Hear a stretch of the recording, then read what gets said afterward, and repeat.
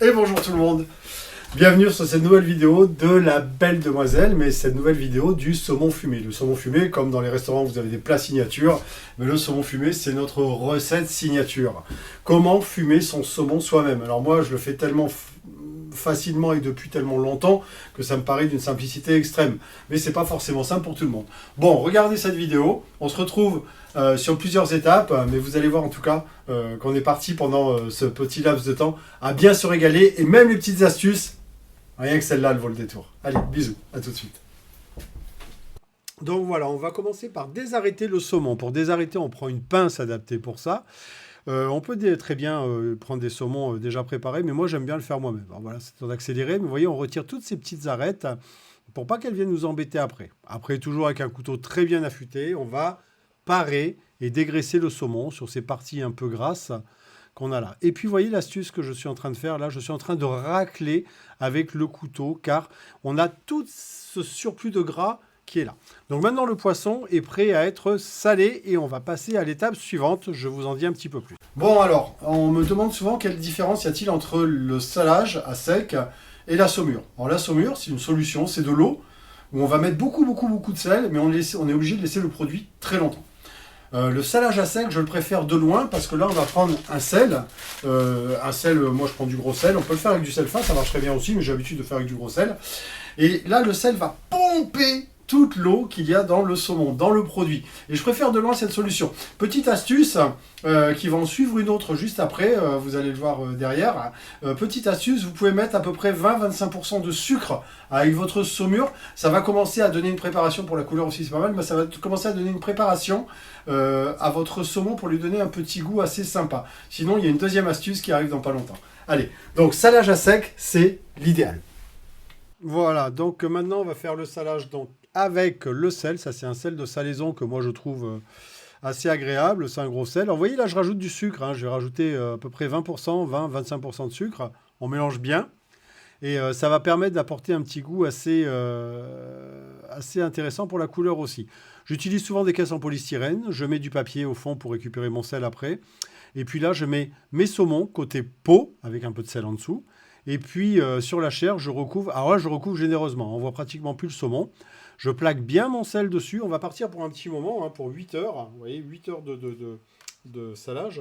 Mais malgré tout, je plaque bien. Et là, 8 heures après, quel est le résultat? Eh bien là, c'est formidable. Parce qu'on voit tout de suite la différence. 1, par la couleur. Mais 2, également par le toucher. On va vraiment avoir une chair qui est devenue beaucoup plus ferme. Mais que l'on va dessaler.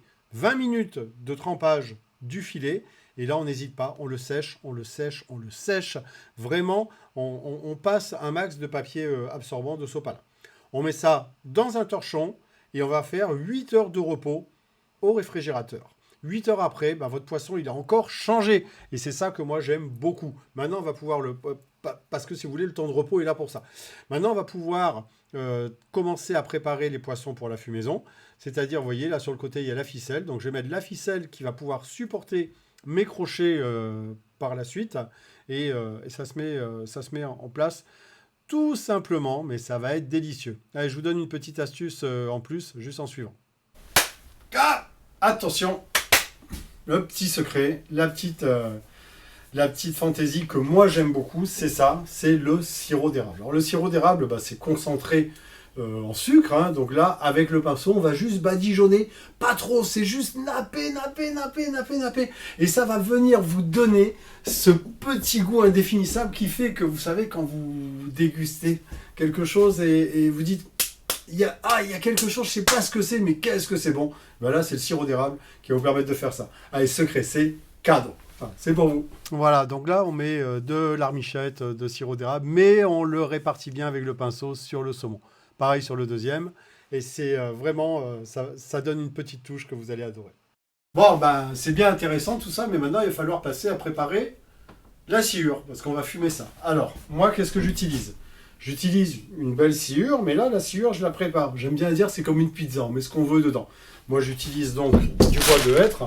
Vous trouvez ça, c'est bientôt en vente sur le site de la Belle Demoiselle, mais vous en trouvez partout, hein, vous inquiétez pas. Ça coûte pas cher du tout. Et puis moi je rajoute, si vous regardez bien les petits points là, et moi je rajoute des herbes, parce que j'aime bien avoir ce petit parfum indéfinissable. Et là j'ai rajouté du thym, j'ai rajouté du basilic, je m'amuse même par moments à mettre des huiles essentielles alimentaires. Hein. J'ai fait des fumages il n'y a pas longtemps avec du yuzu, et ben ça vient donner un petit parfum encore différent, et qui font que mes saumons, bah, en général on les aime bien. Donc c'est pas plus mal, moi d'abord je les aime bien. Donc voilà, la sciure, on la prépare comme on veut, mais toujours avec une sciure très très fine, et on rajoute ce qu'on veut, de toute façon ça va se retrouver dans le goût du poisson. C'est parti. Bon allez, tout est prêt. On sort de la cuisine, on part, il fait un petit peu frais, on part, mais d'ailleurs c'est l'idéal. Hein. Tiens, je me permets de vous donner une astuce supplémentaire.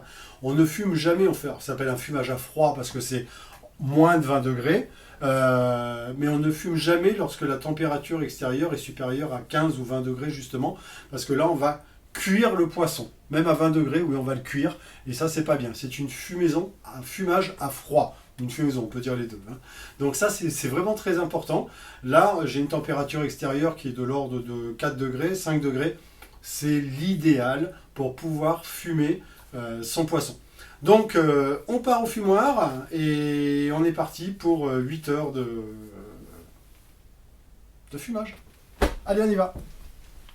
Et maintenant, nous sommes dehors. Et dehors, eh bien, il fait 4 degrés. Donc, c'est une température idéale pour pouvoir fumer à froid. On voit que mon fumoir à moi a bien travaillé. Il est bien culotté. Donc, je mets mes poissons. Et là, on part sur les braises. Donc là, je vous montre effectivement. Moi, je travaille avec un chalumeau de cuisine. Comment attiser? Il faut qu'il y ait une braise comme ça. Et ça va se consumer pendant 8 heures. Le serpentin, c'est à peu près 8 heures.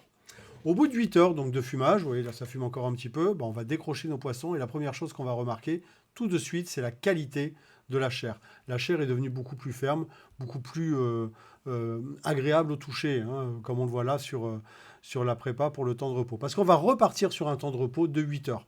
Donc le premier filet, le deuxième filet, et puis alors la chose que je fais tout le temps, c'est le contrôle qualité, parce qu'en plus je suis gourmand. Et là je peux vous dire que c'est... qu'est-ce que c'est bon. Allez, j'arrête et on passe sur la mise sous vide. Plusieurs techniques de conservation une fois que vous avez fumé votre poisson. Donc c'est de le laisser par exemple dans un espace réfrigéré, mais ça sous-entend d'avoir un espace assez grand. L'autre solution que moi j'aime beaucoup et que j'utilise presque tout le temps, c'est grâce à ma copine qui est là, c'est la mise sous vide. Voilà. La mise sous vide, on va la voir juste derrière. La mise sous vide, ça permet de multiplier par 3 voire 4 le temps de conservation du poisson. Moi, très sincèrement, j'arrive à conserver des poissons sous vide 6 semaines sans aucune difficulté et avec toujours la même saveur.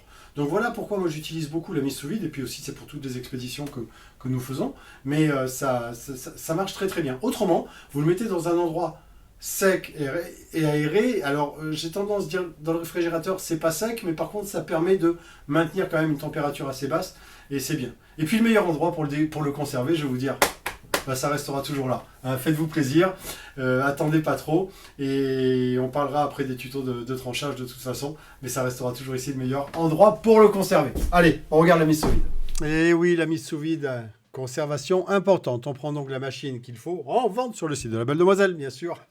On prend le sachet, du moins la bonne longueur, et puis alors, on peut mettre ce qu'on veut dedans, on peut mettre de l'aneth, hein, c'est bien aussi, des baies de poivre rose. Moi je mets des baies roses, pardon. Moi je mets, là j'ai mis juste le sirop d'érable sur cette démo-là, donc j'ai rien rajouté de plus. Vous voyez, on fait la mise sous vide. La mise sous vide, ça permet de multiplier par 3 voire 4 le temps de conservation des aliments. Comme nous, en plus, à La Belle Demoiselle, on fait beaucoup d'expéditions, ça nous rend beaucoup service. Bref, voilà comment nous conservons nos poissons, une manière de les conserver en tout cas. Allez, on passe sur la conclusion et on regarde la suite. Ben voilà, ça y est, a pu. On a regardé cette vidéo, parce que moi j'ai regardé avec vous aussi, j'ai construit, j'ai monté, mais surtout on a fait cette vidéo pour dire, tiens, toi qui veux faire maintenant ton saumon fumé, tu sais comment le faire, il n'y a rien de plus simple, tu prends un fumoir, un fumoir c'est juste une caisse en métal, tu vas accrocher tes filets de poisson que tu auras préparés, donc c'est-à-dire des arrêtés, tu peux les trouver déjà travaillés, hein, mais des arrêtés, dégraissés, parés, salés, donc sécher, toujours avec des temps de repos. Moi je travaille sur les 8 heures à chaque fois, des temps de repos de 8 heures, alors entre après le salage, après l'avoir fumé, et puis avant la mise sous vide.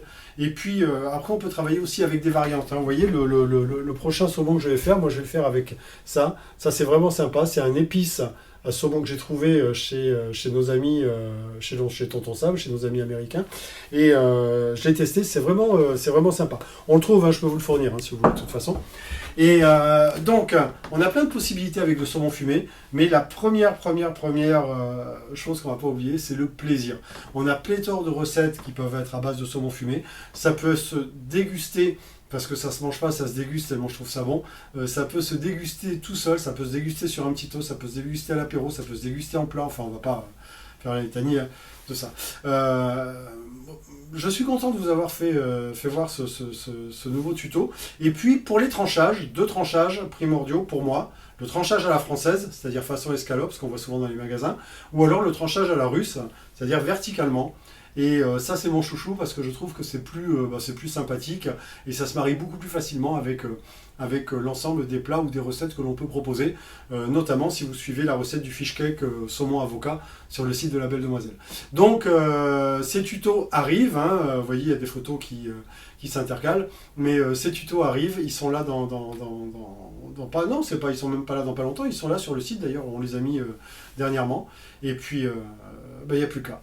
Fumer le saumon, trancher le saumon, déguster le saumon. Allez, je vous laisse, plein de bonnes choses, bonne continuation. Bisous à toute la famille, n'oubliez pas de dire aux gens que vous aimez, que vous les aimez. Et puis surtout, n'oubliez pas une chose très importante, la gourmandise est une qualité majeure.